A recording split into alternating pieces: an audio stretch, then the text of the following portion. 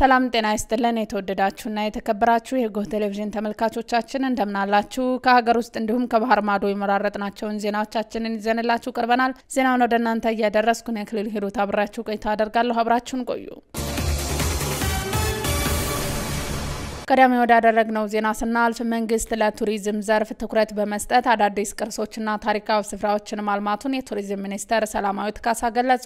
ሁለተኛው የቅርስ ምርምር ጉባኤና የሉሲ ወይም ድንቅነሽ አጽም የተገኘበት 50ኛ ዓመት መታሰቢያ ተካሂዷል። በመድረኩ ንግግር ያደረጉት የቱሪዝም ሚኒስተሯ ኢትዮጵያ በርካታ የሚዳሰሱና የማይዳሰሱ ቅርሶች ባለቤት መሆኗን አንስተው ለቱሪዝም ዘርፉ በቂ ትኩረት ባለመሰጠቱ ቅርሶችና ታሪካዊ ስፍራዎች በሚገባቸው ልክ አለመልማታቸውን ገልጸዋል። በለውጡ ማግስት መንግስት ለቱሪዝም በሰጠው ትኩረት አዳዲስ ቅርሶችና ታሪካዊ ስፍራዎች መልማት መቻላቸውንም ጠቁመዋል። የኢትዮጵያ ቅርስ ጥበቃ ባለስልጣን ዋና ዳይሬክተር አበባው አያሌው ባለስልጣኑ ላለፉት 8 ዓመታት በቅርስ ጥናትና ምርምር ዘርፍ በርካታ ስራዎች ሲያከናውኑ መቆየቱን አንስተዋል። በባለስልጣኑ ከ2 ዓመት በፊት 5 ክፍሎች ያሉት የቅርስ ጥናትና ምርምር ክንፍ ተቋቁሞ ወደ ስራ በመግባት ከበርካታ ተቋማትና ሀገራት ጋር በትብብር እየተሰራ መሆኑን ገልጸዋል። በተለይም ከፈረንሳይ መንግስት ጋር በቅርስ ጥበቃና እንክብካቤ ዘርፍ በትብብር ሲሰራ መቆየቱንም አመላክተዋል። በኢትዮጵያ የፈረንሳይ አምባሳደር አሌክሲስ ላሚክስ በበኩላቸው የፈረንሳይ መንግስት በኢትዮጵያ የቅርስ ጥናትና ምርምር እንዲሁም ለቅርስ ጥበቃና እንክብካቤ በርካታ ድጋፎች እያደረገ እንደሚገኝ ተናግረዋል።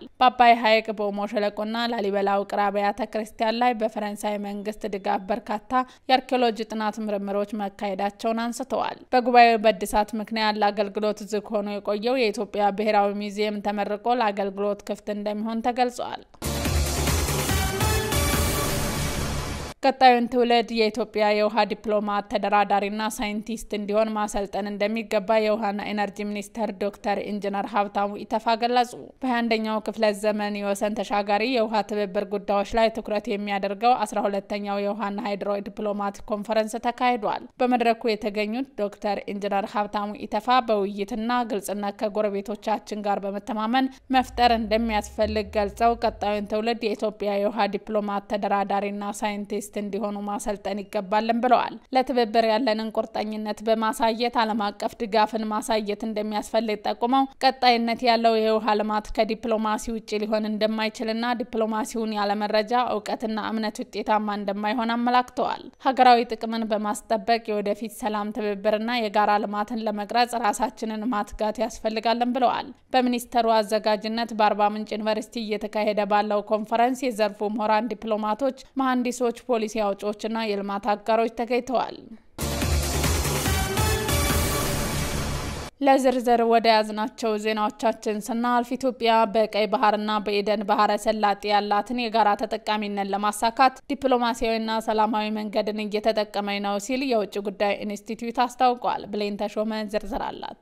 ኢትዮጵያ በቀይ ባህርና በኤደን ባህረ ሰላጤ ያላትን የጋራ ተጠቃሚነት ለማሳካት ዲፕሎማሲና ሰላማዊ መንገድን እየተጠቀመች ነው ሲሉ የውጭ ጉዳይ ኢንስቲትዩት አስታውቀዋል። ውይይቱን በንግግር የከፈቱት የውጭ ጉዳይ ኢንስቲትዩት ዳይሬክተር ጃፋር በድሩ እንደገለጹት ቀይ ባህርና የኤደን ባህረ ሰላጤ የምስራቅ አፍሪካ ቀጠናን የጂኦፖለቲካና ኢኮኖሚያዊ ትስስርን የሚያጠናክሩ ናቸው ብለዋል። የቀይ ባህርና የኤደን ባህረ ሰላጤ የቀጠናው የንግድ ግንኙነት፣ የባህል፣ የእምነት ትስስርን የሚያጠናክሩ ኢኮኖሚያዊ የጋራ ተጠቃሚነትን የሚያረጋግጡ ናቸው ብለዋል። የቀይ ባህር ኮሪዶር ቀጠናዊ ሉዓላዊነትን የሚያስጠብቅ የአካባቢውን ሰላም የሚያረጋግጥ ሁለንተናዊ ብልጽግናን ለማምጣት ስትራቴጂክ የንግድ መስመር ነው ሲሉ ተናግረዋል። በመሆኑም ኢትዮጵያ የባህር በር በማግኘት በቀጠናው ሰላምን ለማረጋገጥ ውይይቱ በቀይ ባህር እየታየ ያለውን ችግር መቅረፍ የሚያስችል ሀሳብ የሚገኝ እንደሚሆን ተናግረዋል። ኢትዮጵያ ቀይ ባህርና የኤደን ባህረ ሰላጤን የመጠቀም መብት አላት ብለው ያላትን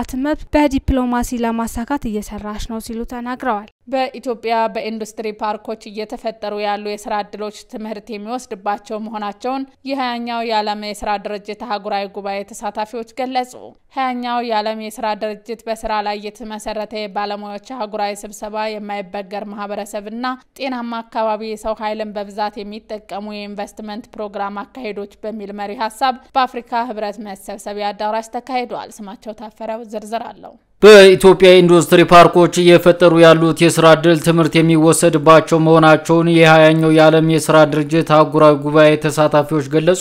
20ኛው የዓለም የሥራ ድርጅት በሥራ ላይ የተሰማሩ ባለሙያዎች አህጉራዊ ስብሰባ በማይበገር ማህበረሰብና ጤናማ አካባቢ የሰው ኃይልን በብዛት የሚጠቀሙ የኢንቨስትመንት ፕሮግራም እያካሄደች በሚል መሪ ሐሳብ በአፍሪካ ህብረት መሰብሰቢያ አዳራሽ እየተካሄደ ይገኛል።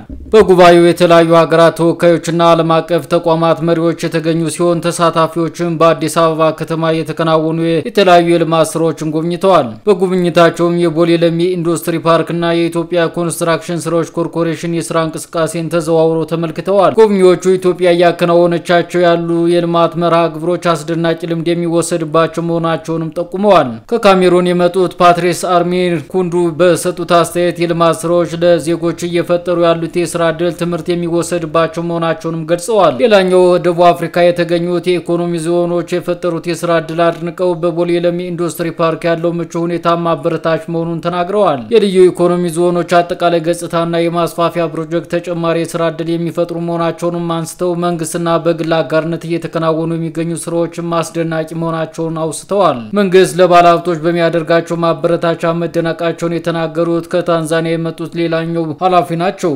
ልዩ የኢኮኖሚ ዞኖች በርካታ ስራዎች የሥራ ዕድል መፈጠራቸውን በተግባር መመልከታቸውንም ተናግረዋል። ንጋት የበጎ አድራጎት ተራድኦ ድርጅት የገቢ ማሰባሰቢያ መርሃ ግብር ከግንቦት 16 እስከ ግንቦት 20 2017 ዓ.ም እንደሚያከናውን የድርጅቱ ዋና ስራ አስኪያጅ አቶ ንጋቱ አሰፋ ገለጹ። ቁም ነገር ሽፈራው ዝርዝር አላት። ንጋት የበጎ አድራጎት ድርጅት መሪ ቃሉን ሰው መርዳት ሰው የመሆናችን ማሳያ ነው በሚል መሪ ቃል ተነሳስቶ ብዙ አቅመ ደካማ ወገኖችን በመርዳትና ድጋፍ ለሚያስፈልጋቸው ወገኖች ድጋፍ በመስጠት ይታወቃል። ንጋት በጎ አድራጎት ተራድኦ ድርጅት በአቶ ንጋቱ አሰፋ የተመሰረተ ሲሆን ህጋዊ ፍቃድ አግኝቶ መስራት ከጀመረ 8 ወራት አስቆጥሯል። አሁን ላይ 84 ዜጎችን ከጎዳና በማንሳት ድጋፍ እያደረገም ይገኛል። ንጋት የበጎ አድራጎት ተራድኦ ድርጅት ከግንቦት 16 እስከ 20 2017 ዓመተ ምህረት ድረስ የሚቆይ የገቢ ማሰባሰቢያ መርሃ ግብር አዘጋጅቷል። የገቢ ማሰባሰቢያ መርሃ ግብሩ በቲክቶክ እና በዩቲዩብ በቀጥታ ስርጭት ለ4 ተከታታይ ቀናት እንደሚካሄድ ተነግሯል። ሆኖም በዚህ መልካም ተግባር ላይ መሳተፍና ማገዝ ለሚፈልጉ ሁሉ ቤታችን ክፍት ነው ብለዋል። በገቢ ማሰባሰቢያ መርሃ ግብሩ ላይም የቀራጺና ሰዓሊ ግሩም ስራዎች በጨረታ እንደሚሸጡ በመግለጫው ላይ ተገልጿል። ከውጪ ካናዳ በሚሳኤል መቃወሚያ መርሃ ግብር ዙሪያ ከአሜሪካ ጋር ለመጣመር ንግግር ላይ መሆኗ ተገለጸ። አሜሪካ ጎልደን ዶም ስትል የሰየመችውንና የወደፊቱ የሚሳኤል መቃወሚያ የተባለውን ዲዛይን ፕሬዚደንት ዶናልድ ትራምፕ ይፋ አድርገዋል። ቀጣዩን ትውልድ ለመከላከል በሚል ተግባራዊ በተደረገው አዲስ የሚሳኤል መከላከያ ዕቅድ አካል ለመሆን ካናዳ ንግግር ላይ መሆኗ ተነግሯል። $25 ቢሊዮን መነሻ ገንዘብ ለተግባራዊነቱ እንደሚያስፈልግ ለተነገረለት ለዚህ ዕቅድ የማርክ ካርኒ መንግስት ከዋሽንግተን ጋር ብርቱ ንግግር በማድረግ ላይ ነው ተብሏል። ሆኖም ይህን ሁሉን አቀፍ ስርዓት አሜሪካ እንዴት ተግባራዊ ታደርገዋለች በሚልና የካናዳ ተሳትፎ ላይ ጥርጣሬ ስለሚኖሩ የዘርፊ ባለሙያዎች መነጋገራቸውን ቢቢሲ ዘግቧል። ጎልደን ዶም የተሰኘው የሚሳኤል መከላከያ ስርዓት ዶናልድ ትራምፕ የስልጣን ዘመናቸው ከማብቃቱ በፊት አገልግሎት ላይ ይውላልም ተብሏል። ውድ ተመልካቾቻችን ለዛሬ ያዘጋጀንላችሁ ዜናዎቻችን እነዚህን ይመስሉ ነበር። አብራችሁን ስለነበራችሁ ከልብ እናመሰግናለን። በያላችሁበት ሰላም